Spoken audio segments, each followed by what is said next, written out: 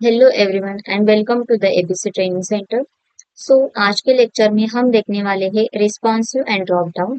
जो सीएसएस की प्रॉपर्टीज हमें क्या करना है कि रिस्पॉन्सिव बनाना है। रिस्पॉन्सिव मतलब कि उसका जो कंट्रोल है, सपोज डिवाइस के लिए अलग अलग दिखेगा और हर डिवाइस के लिए अलग उसका हाइट वेट दिखाया या फिर कलरिंग चेंज हो जाएगी, उसे हम रिस्पॉन्सिव कहते हैं। जैसे कि मोबाइल में अलग दिखती है हमारी वेबसाइट या फिर डेस्कटॉप है तो उस पर थोड़ी सी मोटी दिखती है। ठीक है, तो ऐसे हम रिस्पॉन्सिव कर सकते हैं। और ड्रॉप डाउन मीन्स क्या, सपोज मैंने यहाँ पर क्लिक किया या फिर उस पर गई तो मुझे क्या कहेगा, एक ड्रॉप डाउन लिस्ट यहाँ पर क्रिएट होके आ जाएगी। तो उसे हम ड्रॉप डाउन कहते हैं। तो चलिए देखते हैं कि क्या क्या होता है इसमें। तो CSS3 responsive. CSS3 is a widely used style sheet language that allows you to control the layout and presentation of web page. जो भी हमारा वेब पेज का प्रेजेंटेशन होता है, मतलब कि जो भी हमने नेविगेशन बार बनाया है, कुछ कंटेंट्स ऐड किए, स्लाइडर्स लिया है, जिसमें भी हमें क्या करना होगा वो कंट्रोल्स करने हैं यहाँ पर। One of its key feature is ability to create responsive design, which means that your web content can adapt and look good on different devices and screen sizes. Here are some key techniques and features in CSS3 for creating responsive web designs.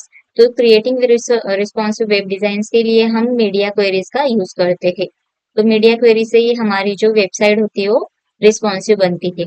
Media queries are a fundamental part of responsive design in CSS3. They allow you to apply different styles based on the characteristics of the devices or viewport. For example, you can specify different CSS rules for screens with maximum width 768 pixel or anything you can get here to make it suitable for mobile devices. ठीक है, तो कैसे लगाते हैं, पहले @ then media लिखते हैं और स्पेस देकर स्क्रीन और स्पेस देकर एंड और स्पेस देकर हमें मैक्स विड्थ चाहिए या फिर मिन विड्थ यहाँ पर सेट कर सकते हैं। और यहाँ पर CSS के अप्लाई करते हैं हम प्रॉपर्टीज। ठीक है, या फिर फ्लड्स लेआउट से भी कर सकते हैं using relative units like percentages and viewports unit, viewport VW or VH instead of fixed pixel values for width and height. This allows you to layout to adapt to the screen size के लिए हम यहाँ पर ले सकते हैं। ठीक है, तो then flexible images to ensure images scale approximately, set their max width to 100 pixels so they don't exceed the container width.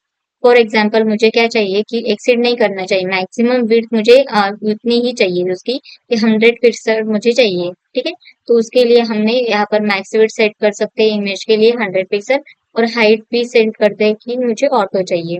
ठीक है, then viewport meta tag, you can include the viewport meta tag to control the initial state and behaviour of your web page on mobile device.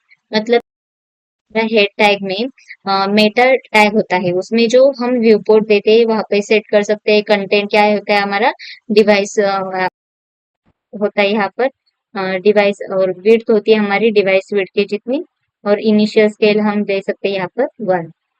यहाँ से भी हम उसे set कर सकते हैं। देन है CSS ड्रॉप डाउन।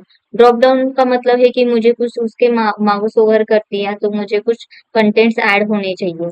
तो कैसे बनाते हैं, सबसे पहले कि मुझे क्या चाहिए, ड्रॉप डाउन के लिए ड्रॉप डाउन पे ले सकते हैं हम, पोजीशन ले सकते हैं, डिस्प्ले ले सकते हैं। ठीक है, तो ये ऑल प्रॉपर्टीज यूज कर सकते हैं हम ड्रॉप डाउन बनाने के लिए। तो हम इसका प्रैक्टिकल एग्जांपल देखेंगे तो आपको पता चलेगा कि कैसे हम क्रिएट कर रहे हैं यहाँ पर ड्रॉप डाउन, और ये भी हमारा हो चुका है। ठीक है, तो चलिए इसका कुछ प्रैक्टिकल एग्जांपल करके देखते हैं। तो सबसे पहले आपको लेना होता है इमेज। इमेज लेने के लिए क्या करते हैं, एक प्रोग्राम लेना होगा और उसमें हमें इमेज लेनी। इमेज कैसे लेते हैं हम, IMG टैग से हम यहाँ पर इमेज ले सकते हैं। तो इमेज ये एक सेल्फ क्लोजिंग टैग होता है, उसके लिए हमें क्लोजिंग करने की जरूरत नहीं होती। ठीक है, तो यहाँ पर दो पैरामीटर्स होते हैं। पहला जो होता है SRC, वो हमें चाहिए ही चाहिए क्योंकि हमें इमेज की लिंक देनी है, तो SRC देते हैं। तो उसे सोर्स भी कहते हैं हम। सोर्स हमें अप्लाई करना है, सपोज मेरे पास एक गिग नाम की एक इमेज है। ठीक है, और अगर पाथ वगैरह मेरा अलग से है, ठीक है, पाथ अच्छा नहीं है, ठीक है, मतलब रॉन्ग आ गया है और मुझे कुछ इमेज दिखाई नहीं दे रही, तो इंस्टेड ऑफ इमेज मुझे कुछ उसके लिए लिख के रखना है। सपोज मैं यहाँ पर इमेज लिख रही हूँ, ठीक है। तो इमेज नहीं आई तो मुझे टेक्स्ट दिखाई देगा, उसके लिए हमने ALT में अल्टरनेटिव बोलते थे, उसमें तो ये वाली हमें इमेज दिखाई दे रही है, ठीक है। तो मुझे क्या चाहिए, सपोज मैंने यहाँ से इसे गलत दिया, ठीक है। और इसका जो स्पेलिंग है ऐसा कर दिया, और मैं यहाँ से उसे रन करेगी, तो क्या करेगा, अब इमेज पर लोगो देगा और इमेज नाम देगा। इमेज नाम कहाँ से दिया उसने, जो कि हमने यहाँ पर प्रोवाइड किया था, ठीक है। तो उससे अल्टरनेटिव, सपोज इसका कुछ मिस्टेक हो गया, ये आ नहीं रहा हमारा इमेज, तो इसके लिए हम अल्टरनेटिव प्रोवाइड करते हैं, ठीक है। तो मुझे क्या करनी है, इस इमेज के लिए कुछ CSS अप्लाई करनी है। ये जो इमेज है वो प्रॉपर यहाँ से आ रही, तो मैं ING देकर उसे मैं, अब सबसे पहले तो हमें स्टाइल टैग लेना पड़ेगा। स्टाइल टैग में हम इमेज लेंगे और उसमें प्रॉपर्टीज और वैल्यू देते हैं, ठीक है। तो प्रॉपर्टीज, सपोज मुझे क्या चाहिए, उसका फ्लोट में यहाँ से करे उसे राइट, ठीक है। तो इमेज जो लेफ्ट साइड में थी, अब वो राइट साइड में चली गई है, ठीक है। ओके, मुझे उसकी ओपेसिटी भी देखनी है, मुझे क्या करना है, उससे ट्रांसपेरेंस बनाना है।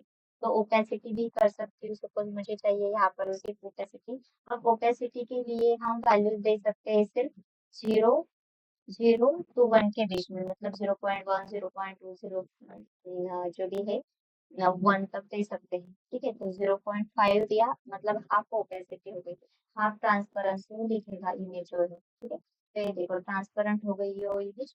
अब मुझे क्या चाहिए यहाँ पर, सपोज उसके लिए मुझे हाइट वेट सेट करनी है, ठीक है। तो मैं यहाँ से उसे हाइट वेट भी सेट कर सकती हूँ, के लिए सपोज वेट सेट करनी है, मैं यहाँ से ले रही हूँ उसे 500 पिक्सल। तो क्या हो जाएगी, 500 पिक्सल पे सेट हो जाएगी, देखो तो बड़ी हो गई है, इसकी विड्थ बढ़ गई है, ठीक है। थोड़ा सा कम कर लेती हूँ, यहाँ पर 200 पिक्सल दे देती हूँ, तो यहाँ पर उसे 200 पिक्सल तक वो सेट हो गई है, ठीक है। और भी कम करनी है, सपोज मुझे वो छोटी दिखाई देनी चाहिए, 100 पिक्सल की होनी चाहिए वो, ठीक है। तो छोटी दिखाई देनी चाहिए, तो उसके लिए भी हम उसे सेट कर सकते हैं, अब ये छोटी दिखाई दे रही है, ठीक है।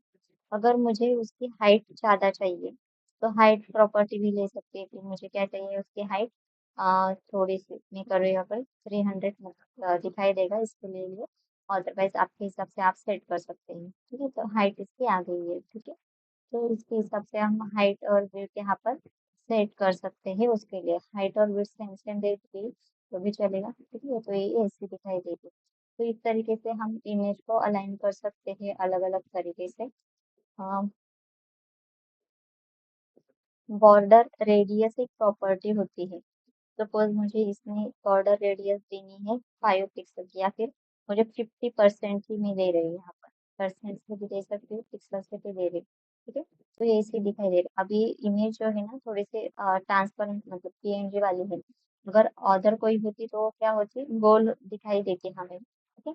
उसकी जो रेडियस है वो दिखाई देती है हमें। सपोज मैंने यहाँ पर उसे 90% कर दिया, तो वो ज़्यादा ही गोल हो जाएगी यहाँ पर बॉर्डर रेडियस, ठीक है। तो इससे हम क्या कर सकते हैं, यहाँ पर अलग अलग यहाँ से दे सकते हैं।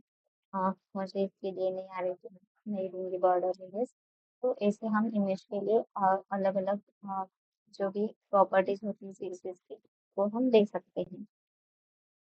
नेक्स्ट है हमारा बटन, ठीक है। अगर मुझे एक बटन लेना है, ठीक है, सपोज मैं इसके नाम दे रही हूँ बटन 1 कर दिया, ठीक है। मुझे क्या चाहिए, 2 बटन्स लेने हैं, मैं इसे सेट कर सकती हूँ 2 बटन्स के लिए, बटन 1 और बटन 2। तो अब हमारे पास 2 बटन्स आ जाएगी, देखो बटन 1 और बटन 2 आ गए। अभी ये जो एलिमेंट्स है वो है इन लाइन, मुझे क्या चाहिए, तो ब्लॉक लेवल की चाहिए, तो बटन को मैं सेट कर सकती हूँ यहाँ से display in, okay in line है ऑलरेडी, तो उसे ब्लॉक लेवल में सेट कर सकती हूँ मैं, ठीक है। तो ये देखो ब्लॉक लेवल पे हो, एक के नीचे एक आ गई, मतलब ब्लॉक लेवल पे सेट हो गई। इसके लिए हम मार्जिन भी दे सकते हैं, मार्जिन मुझे 20 पिक्सल चाहिए, ठीक है। तो मैं मार्जिन मतलब गैप आ गया, कहाँ से आ गया, टॉप लेफ्ट राइट, सभी तरीके से सभी साइड से अब यहाँ पर गैप आ गया है इसके लिए। ठीक है, तो ऐसे गैप वगैरह चाहिए वो भी दे सकती हूँ। ठीक है, सपोज मुझे जो भी हमारा टेक्स्ट है बटन में जो टेक्स्ट है, ठीक है, तो उसमें थोड़ा सा और स्पेस चाहिए। ठीक है, तो पैडिंग प्रॉपर्टी हम अप्लाई कर सकते हैं यहाँ पर। तो पैडिंग ले ली सपोज 20 पिक्सल। तो जो अंदर टेक्स्ट और जो भी बॉर्डर है हमारी, ठीक है, टेक्स्ट और जो भी बटन का एंडिंग पॉइंट है उससे हमें 20 पिक्सल का स्पेस यहाँ पर दिखाई दे रहा है। ठीक है, अगर मुझे और अलग चाहिए कि मुझे क्या चाहिए, इसके लिए कलर सेट करना है। जो भी जो बटन 1 बटन 2 लिखा है उसके लिए मुझे कलर चाहिए, सपोज रेड कलर का बटन होना चाहिए, या फिर मैं उसे वाइट कलर का कर देती हूँ। ठीक है, तो ये देखो व्हाइट कलर का बटन हो गया, बटन 1 बटन 2, जो भी टेक्स्ट है उसके वो व्हाइट कलर में दिखाई दे रही है। अगर मुझे उसका बैकग्राउंड कलर सेट करना है, सपोज मुझे रेड बैकग्राउंड कलर चाहिए, तो मैं यहाँ से सेट कर सकती हूँ। तो ये देखो बैकग्राउंड कलर सेट हो गई यहाँ पर रेड कलर का। तो इसे अलग अलग प्रॉपर्टीज हम यहाँ पर अप्लाई कर सकते हैं ऑन द इमेज और बटन्स के लिए। ठीक है, तो चलिए मिलते हैं नेक्स्ट लेक्चर में। Thank you.